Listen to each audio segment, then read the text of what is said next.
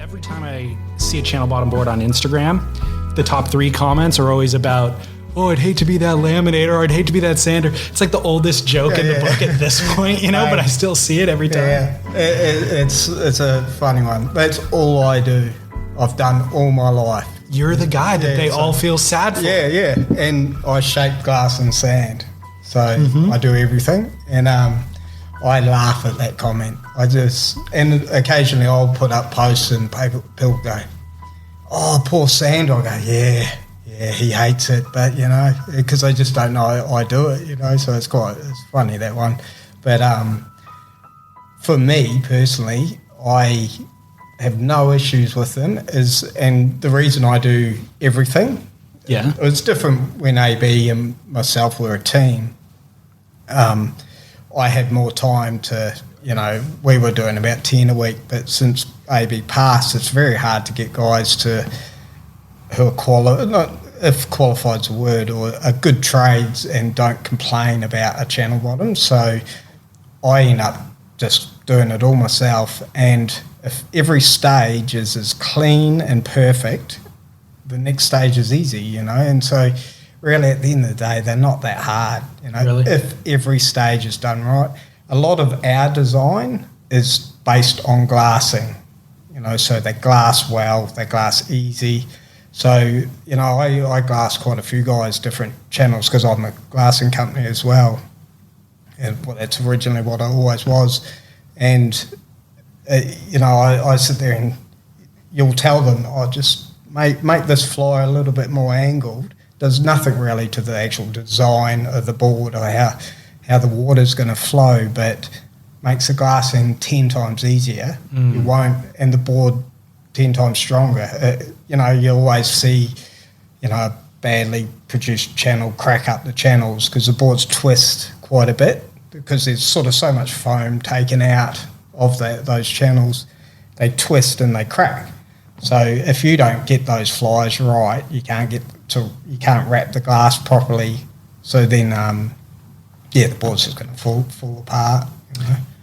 Dave Parmenter was telling me once that he sends his boards to a glasser, to the Waterman's Guild, and he was telling me that he will intentionally undershape or overshape a board. Like if he wants a hard edge, he'll actually leave it soft because he knows that the laminator will actually make it super hard, and then that the sander will come down and bring it down to the right level. Yeah. And I personally think every shaper should sand their own boards. It used to be when I started making boards or came to this country, every shaper sanded. You know, so it wasn't mass production, you know, especially us, we were always channel bottoms, you know, but every shaper I know, back in those old guys, they all sanded, and that was purely for that reason. Sanding, you know, that's the fine tuning of the board, and not enough credit goes to sanders. You know, it's always about the shaper, never about glassing or sanders, and sanders are, you know, they're the guys on the sander side. Of course.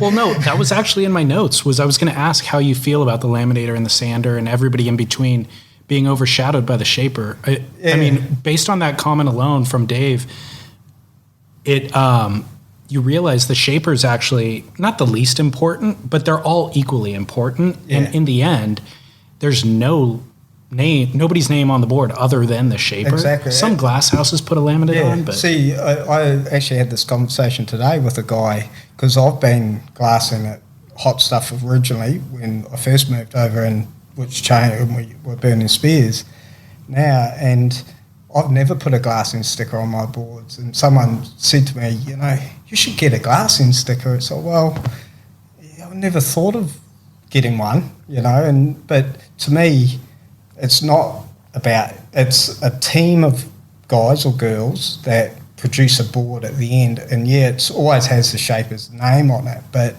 those, even down to the guy who puts the fin plugs in, is probably, you know, one of the most important jobs as well, you know. You have fins all out of action. Like when I'm really busy, I'll get guys to help me, and I'll be checking their fins, and I'll be doing. But that's just me personally, just because I'm a hands-on board maker, you know. But honestly, not enough credit goes to everybody in that factory, down to the guys sweeping the floors, which doesn't really happen. But you know.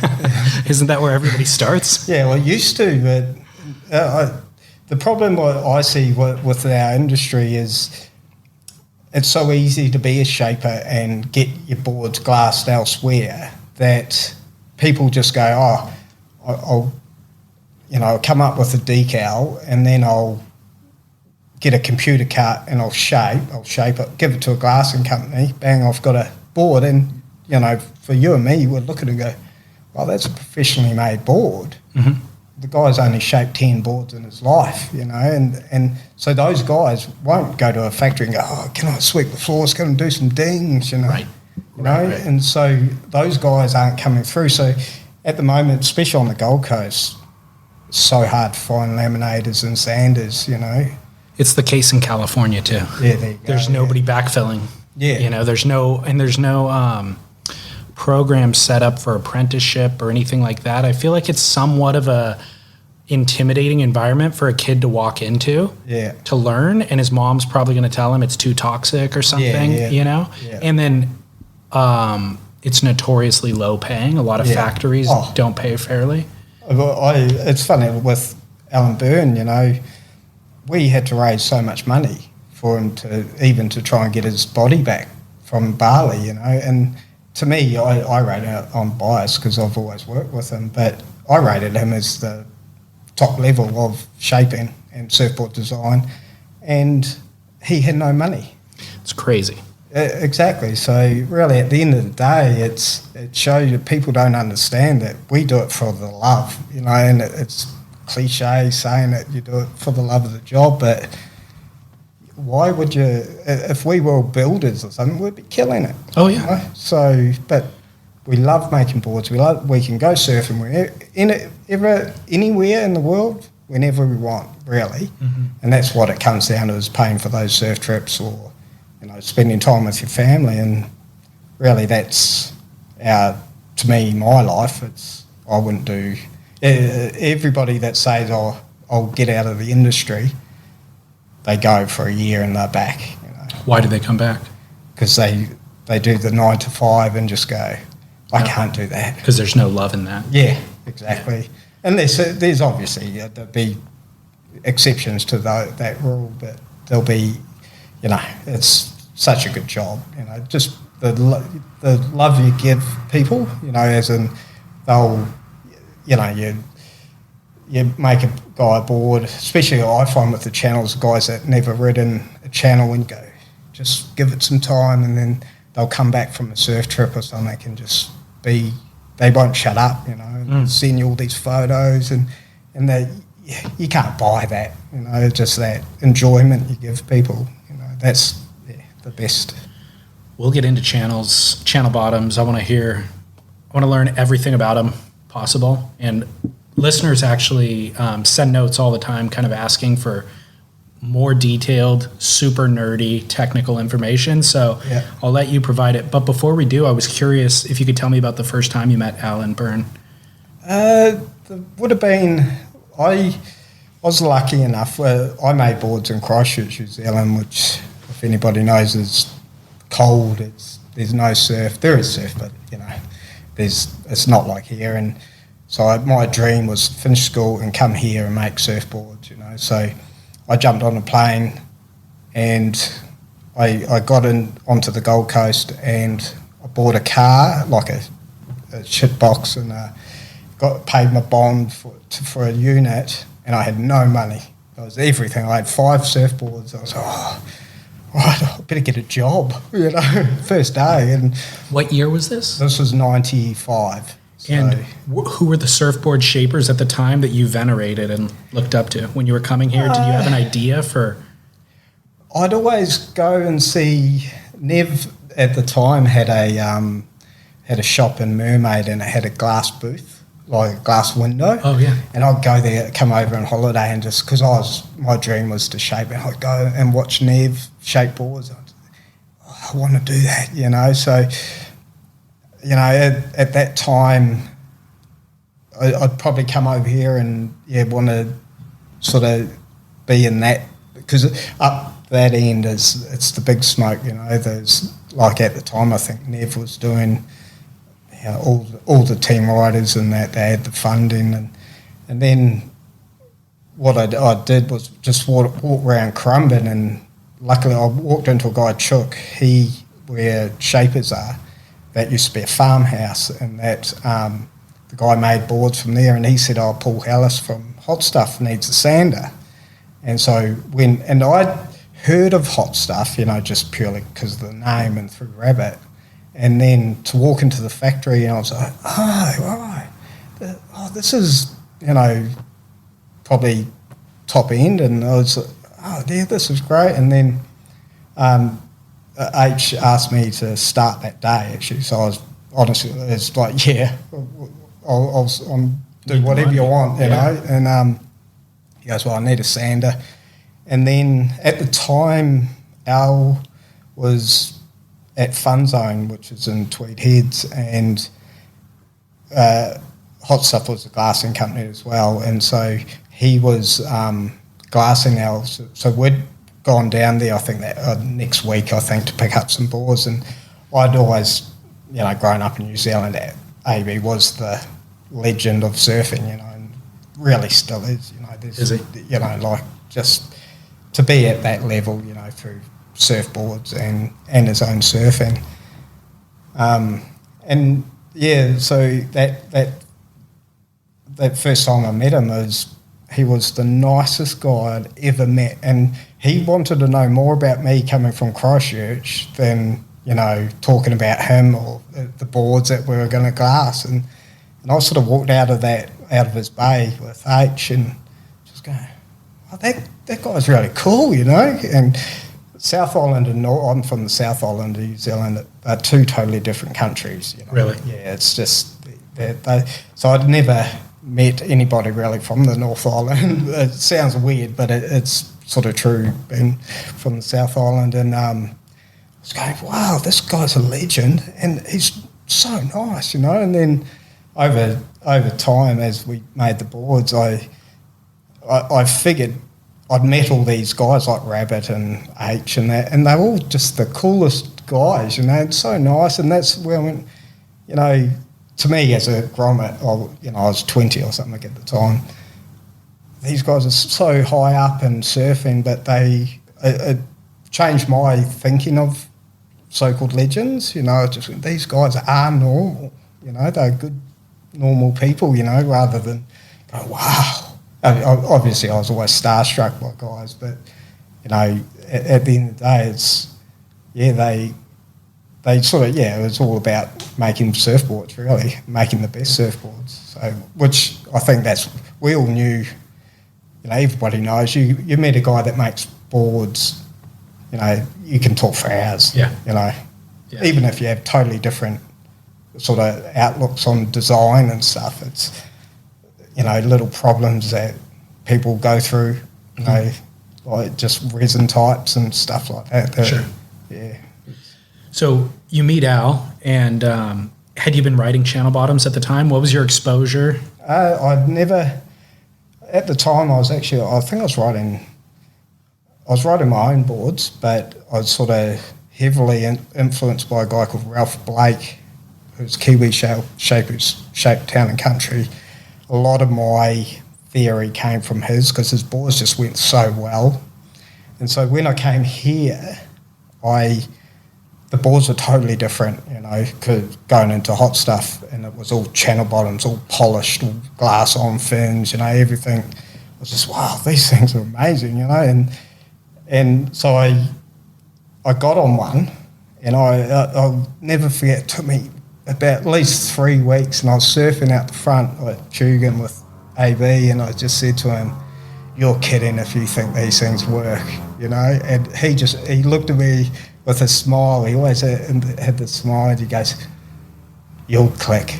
And I was just, oh yeah, you're kidding yourself, you know. And then it was about a week later, I just found the sweet spot, and sort of worked it out and haven't ridden a concave since.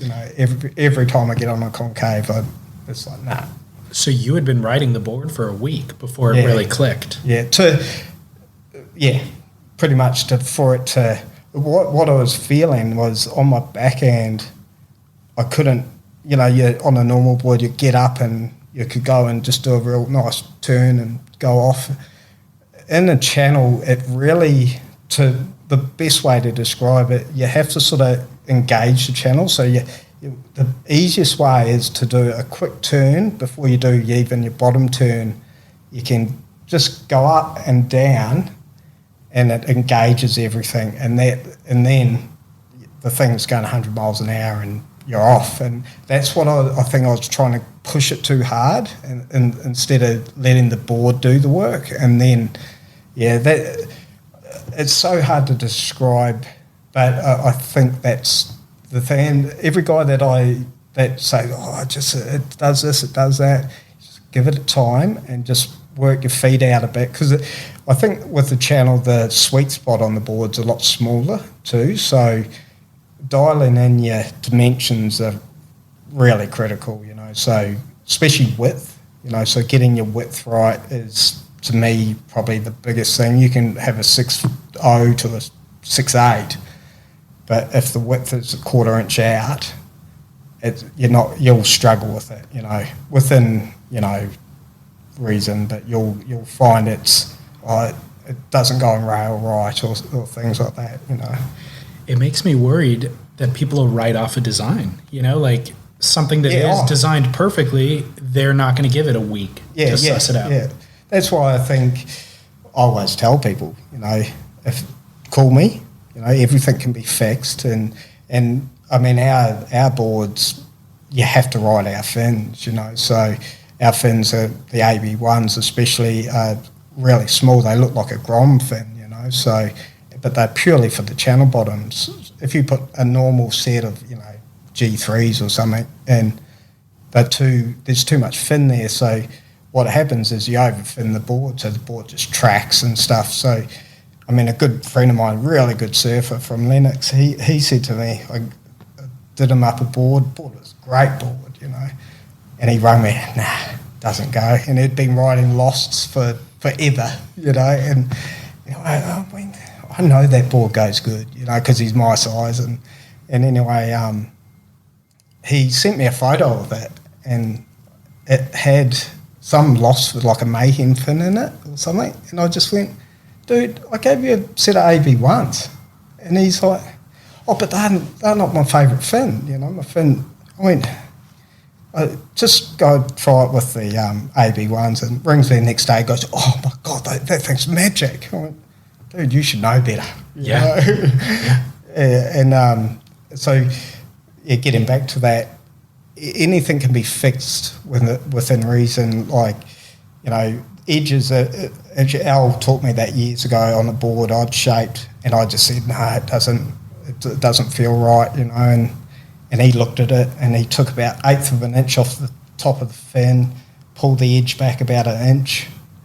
I got on it. I was like, no, that can't be right, And then from that day on, it's like how important are edges and fins. So it's a lesson that as a shaper and sander and glasser, everything is so important, And so it's and things can be fixed. So that's why always talk to your shaper, because shapers, so often you hear when a board doesn't go, you go, or it broke, that's the worst thing.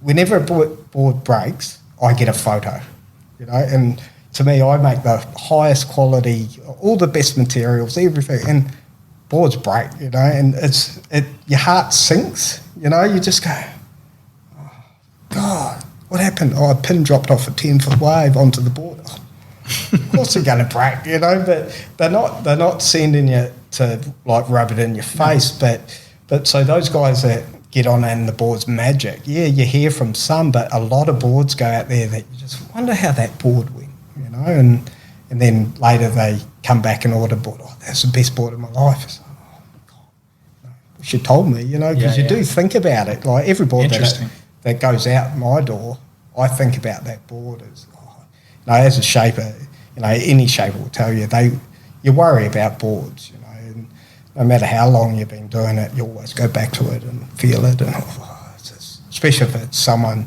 that's a good surfer, or you want them to enjoy the board, you're like, yeah.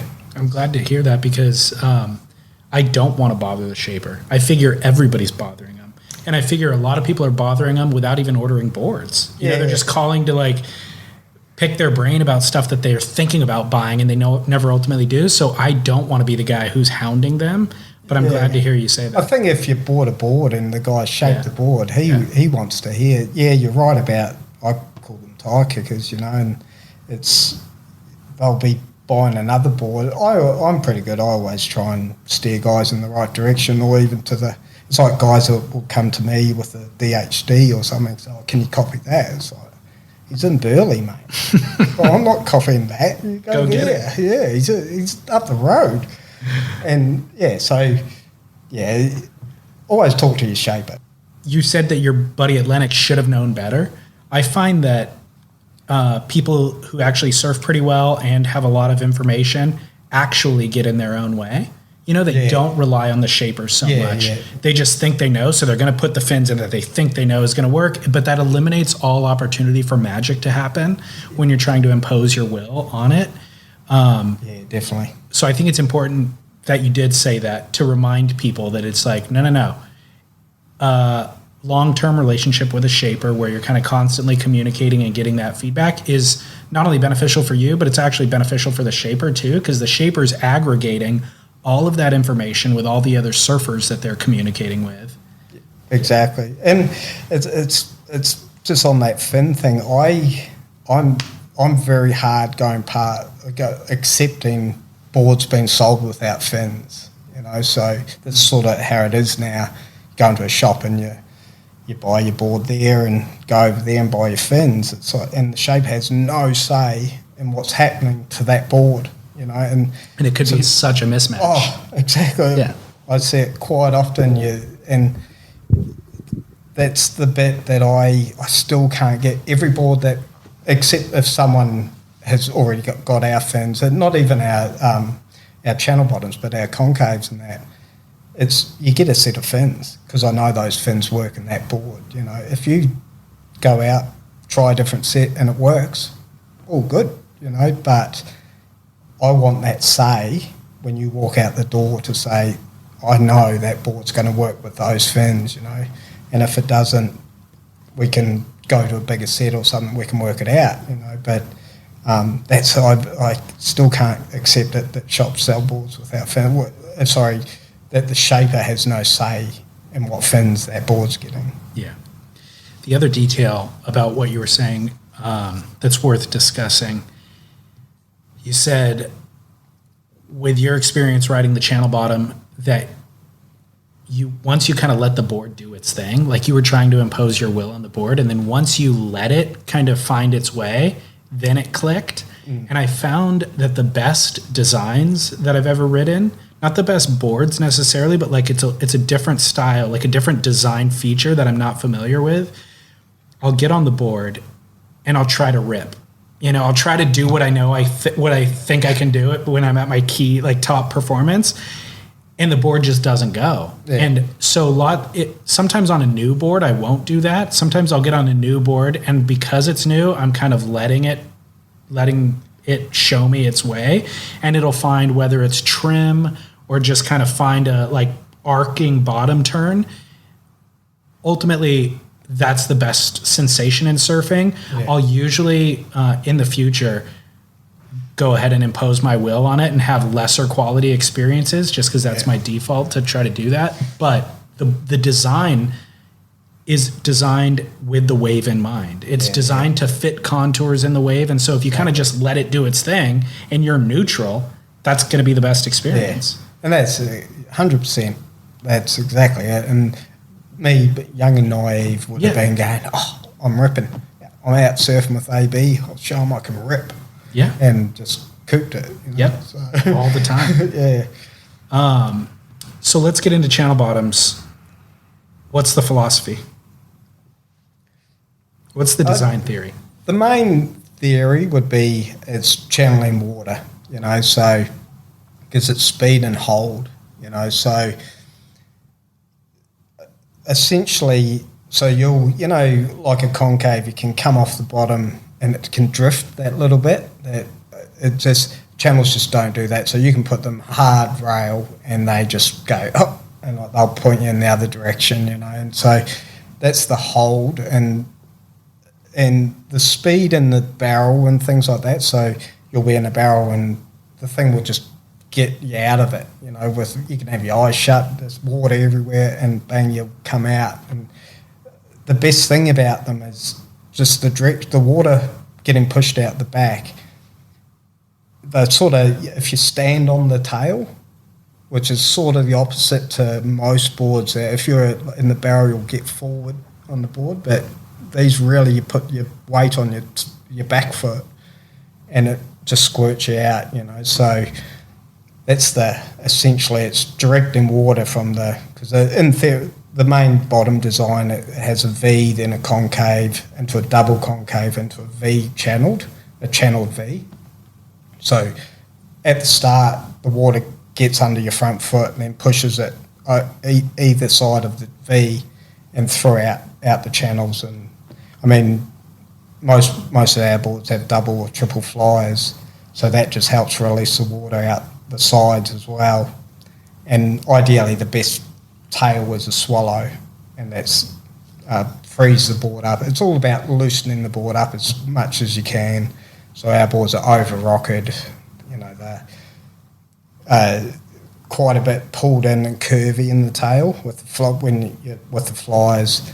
And so that, or if you didn't have your channels in, the board would be like just loose and going around in circles, basically. So as soon as you put, centimetre deep channels through it, it just straightens everything, pushes all the water out the back.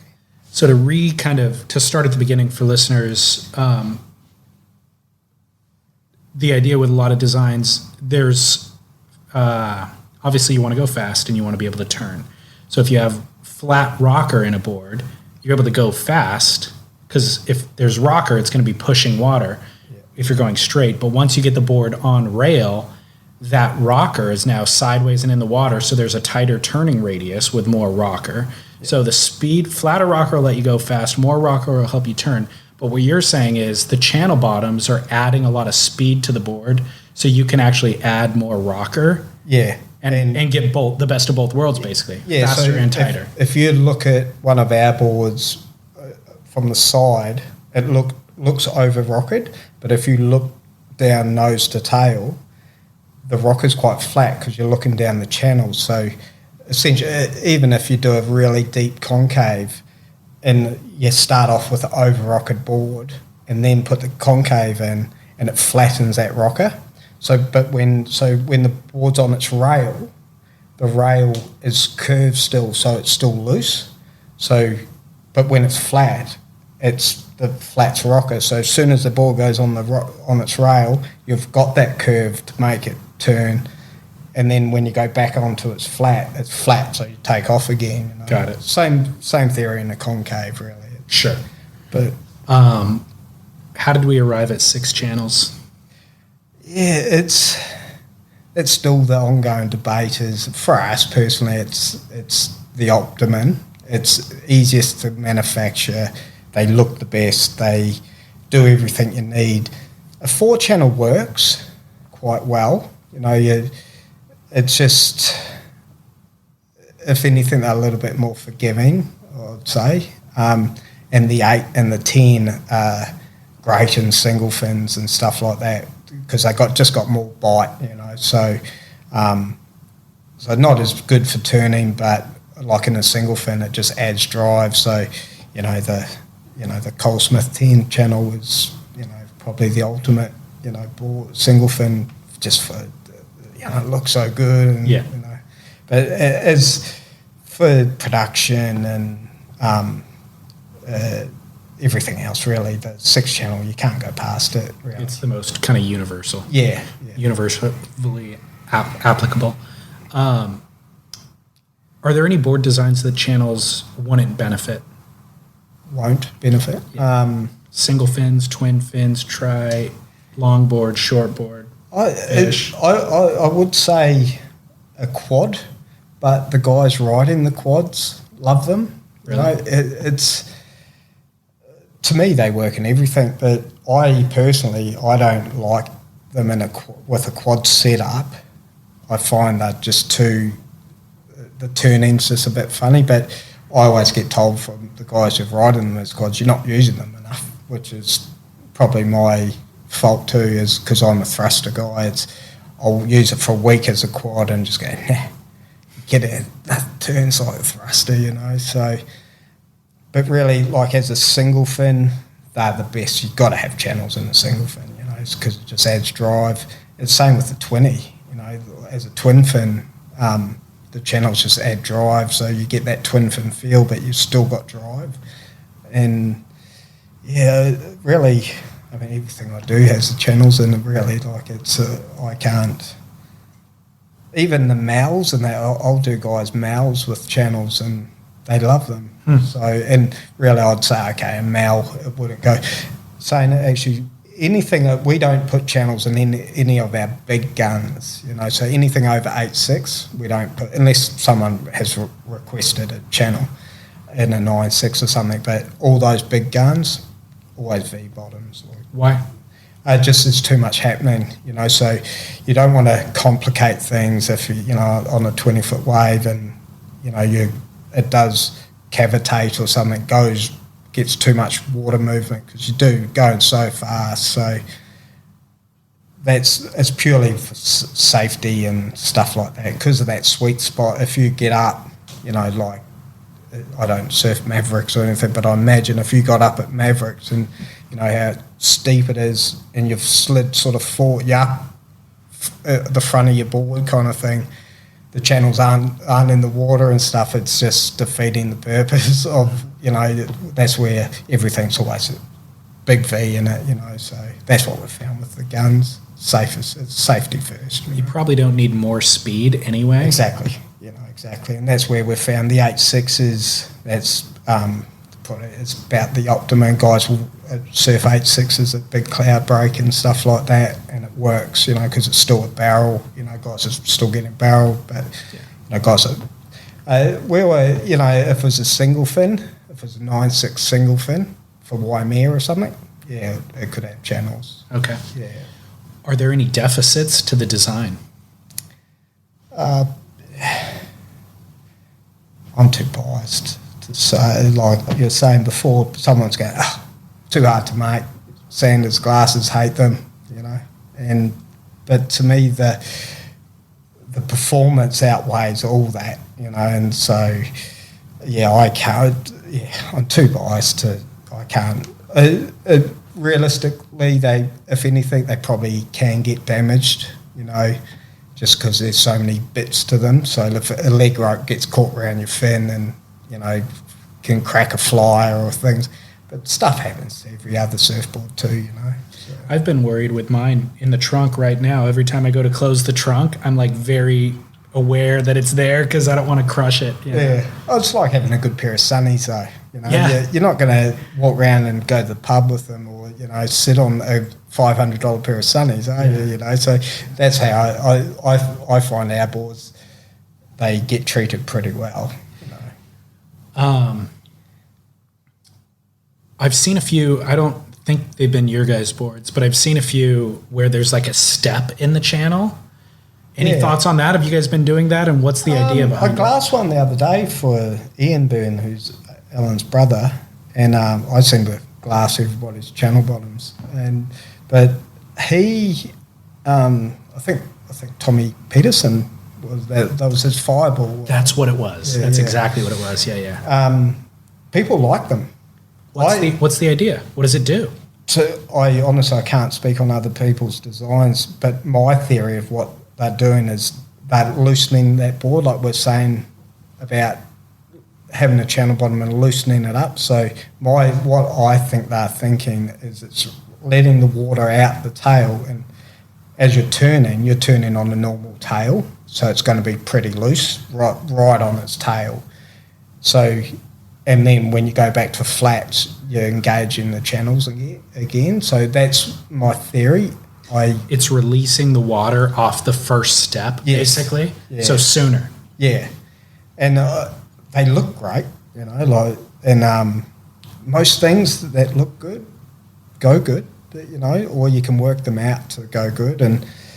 And I was speaking to Ern about it when I glassed it, and I said, how'd they go? And he goes, yeah, the guy loves it. So, and that was his first one that he had done too. So, and that, it's, I'm sure they'd be great in small waves and that too, just like beaches out here, Yeah. So you started working with channels in 1995-ish, so over 20 years ago? Yeah. 24 years ago? Yeah. Are you surprised that they're not embraced more wholly? Like, there's not guys on tour riding channel bottoms. Yeah. I think it's about production, Really, though? I mean, like, the guys going for world titles, they'll pay a premium. They don't care what production is. Like, they want the best quality material. Yeah, it's a hard one. I think, why wouldn't, if you're at J Bay, why wouldn't you have a 6-channel? Kira here, why wouldn't you be pulling out your 6-channel? But I think it gets back to that, for the pro surfers, they're so tuned to their board, that favourite board that is their go-to board.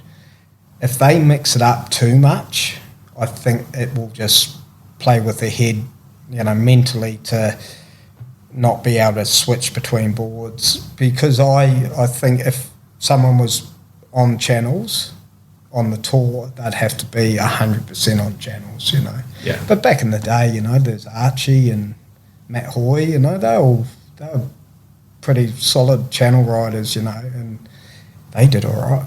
Yeah. Rick Smith, who's Cole Smith's son, he did the QS for quite a while, and he ripped it. And I think Slater said to him at J Bay, it's like, you were the standout, and that was purely just the speed and the turns he was doing on the 6-channel, and he only rode 6 channels, but he's too nice to be on the pro tour. Didn't have that competitive spirit, Yeah, I do. I think Archie and Hoy are great examples. They were kind of the end of an era where people actually experimented with board design on tour. Before them, I mean, you saw a lot of far out there stuff of people doing very different type of surfing. And now all the surfing we see on tour is so homogenized. And that's where it's like I go into a surf shop now and just, I look at the boards and it does nothing for me. Really? Just like pick them up. I appreciate the work that's gone into making them and that, but just you pick them up and they're just all the same, and that can't be good, I think personally pro surfers should make boards just to have a go, spend time in the factory to get an idea on surf design, because a lot of the pros, just who I've met through the years, they are very picky on their boards, and you hear stories of guys will go in with 20 boards and take one. As a shaper, I'd be heartbroken. To go, just made you 20 boards and you pick one, and just by putting it under your arm. Yeah. No. Well, the reality is they are that attuned. I think a lot of guys are at that level, anyways. Yeah. They know the one that's going to work for them. But it's for the style of surfing that they're trying to do, which again is this super narrow focused thing. Yeah, exactly. But even when you see guys, like I remember seeing Stewie Kennedy riding one of the Tomos in the US Open years ago with like the flat nose, the weird looking kind of planing hole ones. And the judges underscored him drastically. And I think it was strictly to do with the board just aesthetically, when you're watching him surf on a wave, it just doesn't look the same as everything else that I'm used to seeing. Yeah. And the judges trying to do their job is difficult, and they're trying to fit a square peg almost into this round hole, and they don't know how to do it. and it just comes out as a 5.5 ride instead of what should have been an 8 if you had a pointy nose, you know? Yeah, no, that's exactly right. And that's, if I was a pro, I'd be doing the same. It's like, that's the judging criteria. I've got to meet that, and if old mate's doing a 360 year, I have to do it, you know, so. The problem, though, is the vast majority of people watching that pro tour think that they're going to be able to surf like that if they go get a board like that. And the reality is 90% of the world should be riding a mid-length with tons of foam, you know? Oh, exactly, and that's 100%. And it's we're lucky with our business. It's our clientele know. They know exactly what they want, and it's all about getting barreled, and it's not about doing turns. Yeah, it's about doing turns and that, but it's about going fast and stuff like that. It's not. It's being realistic to yourself, you know. Yeah. It's like, I mean, I am, you know. You can't. It's like we're saying, "Oh, can I go out and rip?" It's like as soon as you try and rip, you know, you're doing far from it. Yeah, you know? Exactly. You said you were building 10 boards a week with AB. How many are you up to now? I try and do 5 of my own brand, and then of Byrne & Spears, and then, you know, old glass, maybe 3 other, like Mount Woodgees or Jamie Burns, do Dalbergs and Thornton Fallenders, just all the channels, you know. So always try and do, so I try and do sort of 5 to 8, you know, which is a big week, you know, all channels, you know, I'm doing everything, you know. And I do have a couple of mates that are contractors that I'll just call up and say, hey, I need to it's funny today where Burley Brewing are doing like an exhibition to handmade boards and guys to showcase guys like us, and I've been on the phone just trying to organise all the boys, just try and get the boards shaped so we can get them glass and spray, because it's in like the next 2 weeks it's going to be up to the 10, 12 a week, you know, so. And all high end, all because they're showpieces, so they'll be polished. And so I'm actually dreading the next few weeks. Do you ever envision a machine building or CNC machine cutting and shaping channel bottoms? Well, they say they can do it. I think they can. Yeah. And there's a machine that can do it. And to me, I'd spend more time trying to get that machine to do what I wanted than it would take me to. I mean, it's definitely going to be there. If you were making 50 of the same exact board, maybe. Yes, exactly. But you're not. No, everything's different. And that's because I was talking to one of the guys who had the machine that, hey, we can do it. I'll bring you a demo of one. Yeah, sweet, bring it down. Never turned up. And but I was trying to explain to him that every channel is different. So if you have a board that's 18, if it's 6'5", 18.5, those channel widths are going to be different to a board that's 19 or even 18 3/4. It's going to be 1/8 of an inch different each channel. So if you're, and you know, at the moment the machine, you know, we use a computer to pre-cut boards and they're great, but they're never perfect. You always have to true them within. Sometimes it's a millimetre, sometimes it's 3 mil. But with the channel, if you're 3 mil out in the tail, well, that's visually you can see it. So on a flatty or connie, you can basically go, oh yeah, that's sweet, I'll just draw the tail template in, and the board might be out 1/8 of an inch, but you won't notice. And most of us wouldn't notice. But on a channel, you just can't do that. So if the outline's doing that, if a machine's going in to shape channels, everything would be just, it'd end up a circus, you know. So that's a good point. In the future, it will definitely be there, I guarantee it, you know, and hopefully the best thing will be a sanding machine or a glassing machine, but I can't see. I heard a rumour there was one in China, but, you know, a glassing machine, but who knows. I mean, the reality is there are machines and robots doing far more technical work than that, but it's for industries where the volume is significantly higher and it's profitable to do it. Yeah, exactly. The surf industry just isn't. No, exactly. So they're not going to design a machine to glass 8 boards a week. Yeah, exactly. You know? And that's exactly it. And I can't, people say, oh, you should buy a computer machine. And so I'm not outlaying 80 grand for something that would never pay itself off, especially I can hand shape. So, and there's machines all around the Gold Coast. It's like, I'd love one just to learn it because I always try and stay up to date with, technology. But you couldn't, I can't justify outlaying. It's hard justifying paying $800 for a sander, and that's your workhorse, So that's funny. Yeah. Are there any other board designs that you're excited about seeing right now?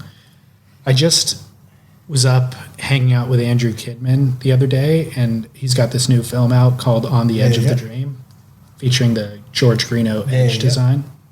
So that's fresh in my mind as something that's like so radically mind-opening and altering that I'm not quite ready to address it, But are there any other board designs that you're looking at right now that are really intriguing?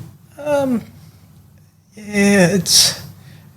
reckon that the one thing I was intrigued by was that the fireball or the step channel, whatever they called it, that one is what gets me thinking, I see it, and always that's probably the one I've just been because I'm in channels, and really in design, not really, but in what guys are doing with tints and stuff like that, that's sort of what I'm amazed by at the moment. It's like that's the best thing about Instagram and stuff. You get see what everybody's doing around the world, and you're like, wow, well, that's cool. I might try that. So for me, I think social media will lift our industry quite a bit, and the quality of boards and different stuff that's coming out. You see it around here now.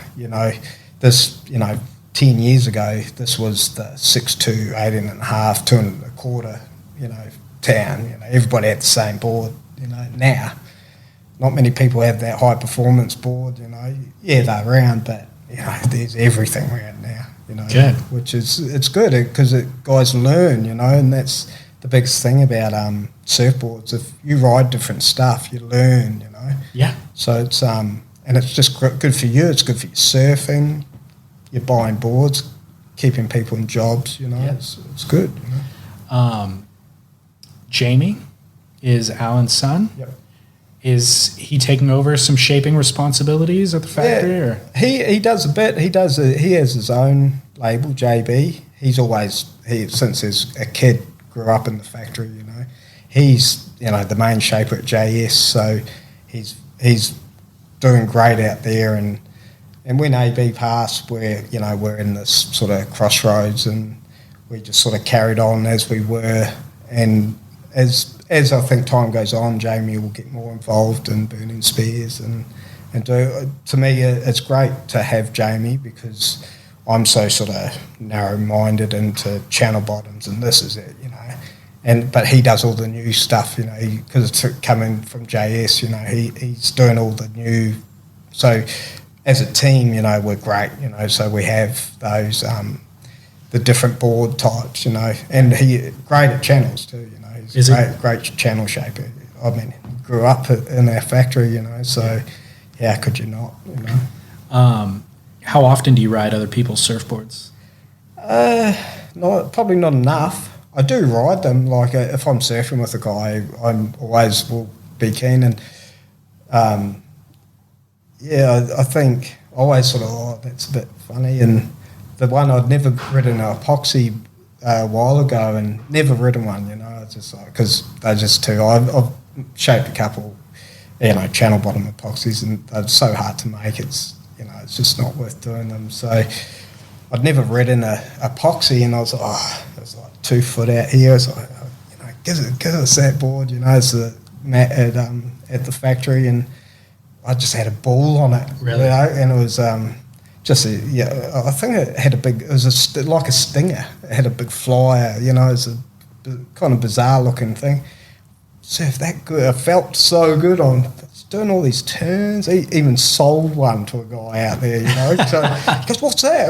And just as a friend, and I showed him the board. He goes, so he goes and buys one of his, Jesus. Amazing. But so and that's where I say I don't think I surf enough of other people's designs to open my mind a bit about other boards, and other technologies, so because I am very, PU stringer, just change the stringer as the board gets bigger, channel bottom. Yeah. So, if you could get one board from anybody, what would you get? Oh, yeah. That's a hard one.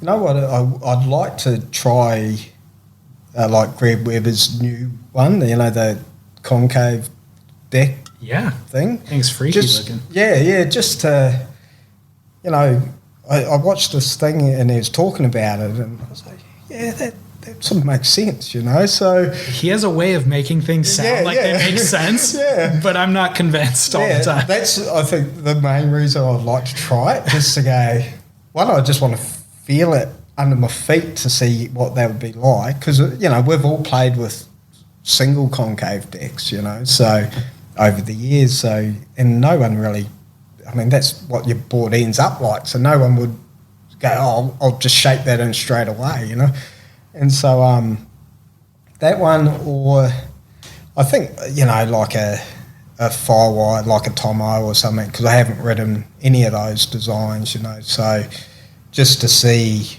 how those technologies are going. I'm more interested in the technologies rather than the design of the board, so only so I can relate it back to my board, and just trying different technologies. But like I say, I'm very narrow-minded, and this is how a rocker should look, and you kind of, there's so many variables and there's so many different things that it's impossible to do it all, and once you kind of chase a rabbit hole, you can still explore that infinitely, and so it's hard to. Well, that's the thing, is I haven't finished with my own boards, and that's exactly it, and like I just recently made a board for myself, and I thought, oh, this is going to be insane. Just went a bit wide in the nose, wide in the tail, wide at there. Oh, yeah, it's going to be insane. Worst thing I've ever done, and I just went, well, there you go. I should know better, and that's funny. But you got to do it to realise, I basically made a board that was just for a guy that's 75 or 80 kilo, rather than my 68 kilo. Sure. Is there anybody you'd like to see ride your boards?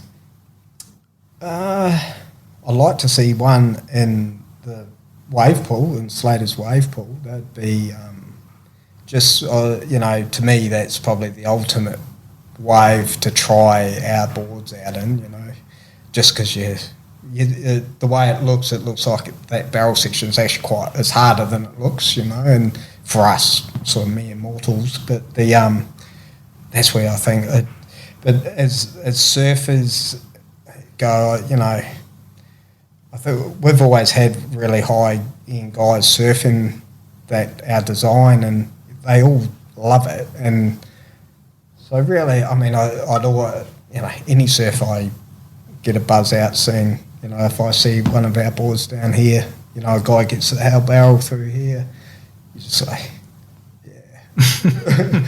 No matter really, like at the end of the day, it's, if you're riding it, I'm going to be just as stoked as, if Slater's riding it, yeah. It's good to hear. I did surf Slater's wave pool, by the way. Oh, did you? Yeah, and I ate it. I was allocated 2 rights, and I ate it on both of them in the barrel. So it is hard. It's not as easy as you would think. Yeah. It just looks it, and that's where, I just go, because our boards are so easy in the barrel that's where you just stand in it and just you'll be out, and that's where I just go, that's the ultimate, and that's where to me, I think you're probably best riding epoxies and that, and I'd just flotation, and so, we built the Scardy a 5.9 epoxy channel, and I was just like, this is the ultimate board for that pool, 5 little short channel bottom, Yeah, I just cooked it. It It wasn't my board's fault. It wasn't the wave's fault. It was just you're so nervous is what it is. Yeah, and you're stiff. You're just like you got 2 chances. That was the problem. Yeah. So the first one, I was afraid I wouldn't even catch the wave. First of all, they start counting down.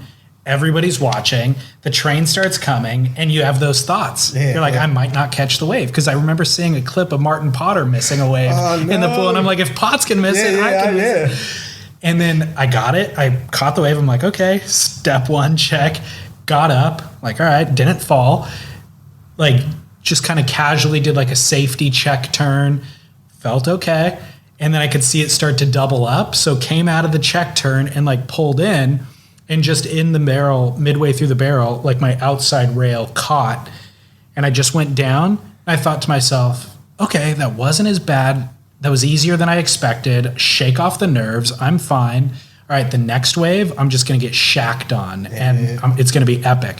The problem was that 1 hour session in the pool, you're only allocated 1 right and 1 left. So I didn't have another right in that session. Then I get out of the pool, watch 2 other sessions go by for 2 hours. Then we have lunch. Then we come back. Now it's 4 hours later by the time the next right is coming. And it was like all the nerves had built up again over the course of the 4 hours. So in the ocean, you can shake that experience off real quick and then get a little wave while you're paddling out, like loosen up, then wait for the set wave and reset and go. It was just pure nerves, I'd be hopeless, It's tough. It's like if you're surfing snapper, it's the same kind of thing. You'll wait out there for an hour, but then you're like, oh, this is my chance, everything, and you go over the falls. I just waited that was my wave, and then, so you just... And everybody's looking. As you're paddling in, you see all these eyeballs.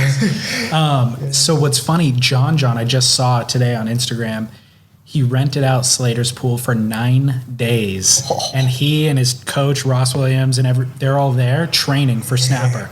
Yeah, there you go. How's that? Yeah. Well, it is. To me, that's snapper. When you look at it, it's out here. Perfect example. And that's... to me, Slater would have built that for training. He wasn't thinking about us going there to rent it out. No. So. But I mean, it's crazy to think that we're at a day and age where John and his crew can rent it for 9 days in preparation for this event. Yeah. And we, a mate went there.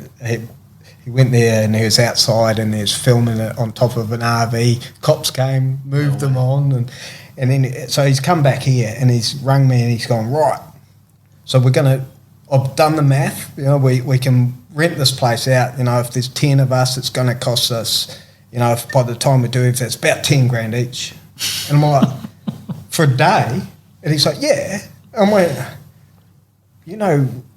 how many surf trips you can get for 10 grand? I know. And he's like, no, but you should see this wave. I'm like, so it's $500 a wave. Like put it that way, and it sounds insane. Nah, and that's the thing. It's I'd like to experience it though. It's pretty surreal. I mean, despite me falling, and I drove home the next day, just needing to stop in Santa Barbara and surf just to get the jitters out of my system. I had all that latent energy, but despite all of that, it was still radical. It was like going to Disneyland when you're a kid.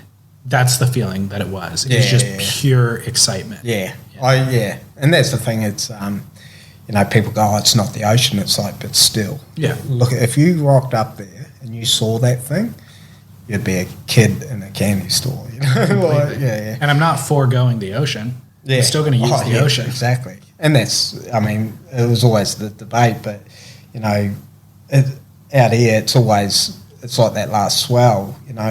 You're watching guys get the waves of their life, and there'll be one wave that stands out over that whole weekend that one guy got, and you're like, a pool can't replicate that. Of just, did you see that thing? If it's on social media or something, and you're just like, oh yeah, look at that. Well, that's the exact detail, is not knowing it's coming, not knowing who's going to get it, not knowing who's going to battle for positioning. That's exactly, and that is exciting. We don't sit out there for 3 hours, and to purely surf, it's about what's coming next. Will I make this? And that's why we surf. What was the best wave that you saw from that run? That one, the one I was describing was a guy, Clarkey, I think it was his name. He's a Burley boy, and it was in Burley, and the thing just spat on. It looked like backdoor. The thing was just insane, and yeah, it was just one of the most crazy waves I've ever seen Burley do. Just the way it, swear to God, it looked like backdoor. It was just standing there, and the thing spat so much water, and that's what Ern was out at the time, and he said the things were breathing. He was on the jet ski, and he's just going, the things were breathing, and it was the peak of that, was that Saturday Arvo, and yeah. And somebody got it on video? Yeah. So he was able to see it. Yeah, if you go on Burley board riders, they just hammered it, and I think I forget the guy's name, but I'm sure it's Clarkey, his like tag, something. Good for him. You can't miss it, you're just like, oh, shit. You watch Kerry and everybody's getting barreled and that, but that was one of those waves you're just like, oh. Yeah. Good for him. Yeah. Final question for everybody interviewed is, what was the last surfboard that you rode? My last one was my 6.5, which actually proved to me, I have my 6.5 as my step up, and it's 18 1/4, 2 1/4, and so I was talking about that board I made wider and stuff, and I got on that 6.5 and just went, the thing turned that well. Yeah, the wave had more, push and stuff through that swell, and I got on it, just went, width is everything, and it just showed me, because I'm a lightweight, so I surf between 18 1/4 to 18 1/2, and it doesn't matter how long the thing is, and so I jumped on that and just doing these turns, and I just go, throw the other one. It's actually going to go up for sale very soon. I was looking at it today. I had it on my arm going, you're kidding yourself, So I think I'm just in that mentality. As I get older, I should go wider and thicker. And Scardy did it. That's David Scard. He did it recently. He was going wider, and he's like 80 kilo. And we've always ridden the same boards at 18 1/4, 2 1/4. It's what AB rode, 18 1/4, 2 1/4.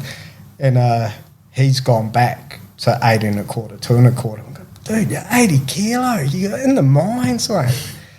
Guy's charging, really? And just, he's going, it's the best dimensions, and so if he's a freak, he's one of those guys that, he'll be 10-foot and he'll be out on his 6.0, and just getting barreled and loving it, and so I don't think he minds that paddle, it being a harder paddle, but that last board was my 6.5, 18 1/4, 2 1/4, 6 channel. During the cyclone? Just before it. Okay. So it's just out at the alley. The alley's got this bank at Lacey's. It's been that perfect for months. So it's just one of those days out there that, just love it. Yeah. Awesome. Well, thank you. No worries.